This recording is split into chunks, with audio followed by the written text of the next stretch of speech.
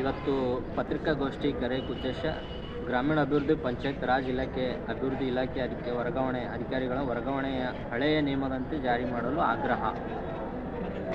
ಹಳೆಯ ನಿಯಮ ಅಂತಂದರೆ ಕಲಬುರಗಿ ಜಿಲ್ಲೆಯದಂತಾಗಲಿ ರಾಜ್ಯದಂತಾಗಲಿ ಒಂದೇ ತಾಲೂಕದಾಗ ಇದ್ದಂಥ ಒಂದು 7 ವರ್ಷದಿಂದ 10 ವರ್ಷ ಹಿಡ್ಕೊಂಡು ಒಂದೇ ತಾಲೂಕದಾಗ ಇದ್ದಂಥ ವಿಡಿಯೋಗಳನ್ನು ಬೇರೆ ತಾಲೂಕು ಬೇರೆ ಜಿಲ್ಲೆಗೆ ಏನಪ್ಪ ಅಂತ ವರ್ಗಾವಣೆ ಮಾಡಬೇಕಂತ ಆದೇಶ ಇತ್ತು.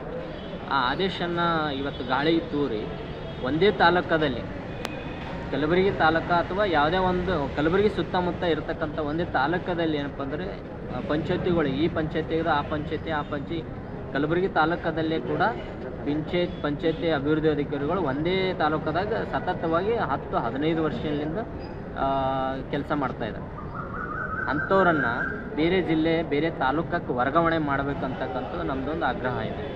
ಯಾಕಂತಂದರೆ ಬೇರೆ ಪಂಚಾಯತಿಯಲ್ಲಿ ಅಭಿವೃದ್ಧಿ ಕೆಲಸ ಆಗ್ತಾಯಿಲ್ಲ, ಇಲ್ಲಿ ಬಂದರೂ ಅಭಿವೃದ್ಧಿ ಕೆಲಸ ಆಗ್ತಾಯಿಲ್ಲ. ಕಲಬುರಗಿ ಸಿಟಿ ಸನಿ ಅಂತ ಇರ್ತಕ್ಕಂಥ ಪಂಚಾಯತಿಗಳು ಅವ್ರೇನಪ್ಪ ಅಂದ್ರೆ ಪಿಡಿಒಗಳು ಬರೀ ದುಡ್ಡು ಮಾಡೋಂಥ ಕೆಲಸ ಮಾಡ್ತಾಯಿದ್ದಾರೆ.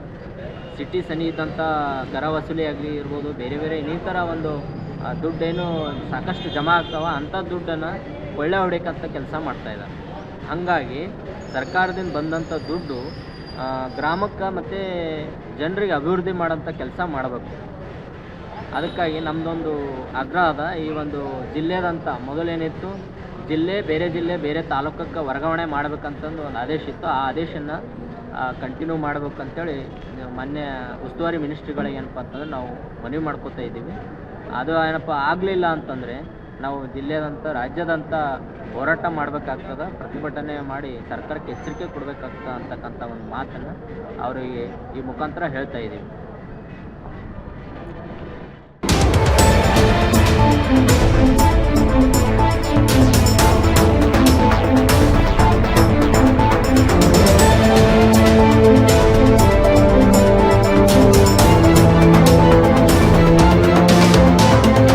ನ್ಯೂಸ್@9 ಕನ್ನಡ, ಸತ್ಯ ಸಂಗತಿಗಳ ಅನಾವರಣ.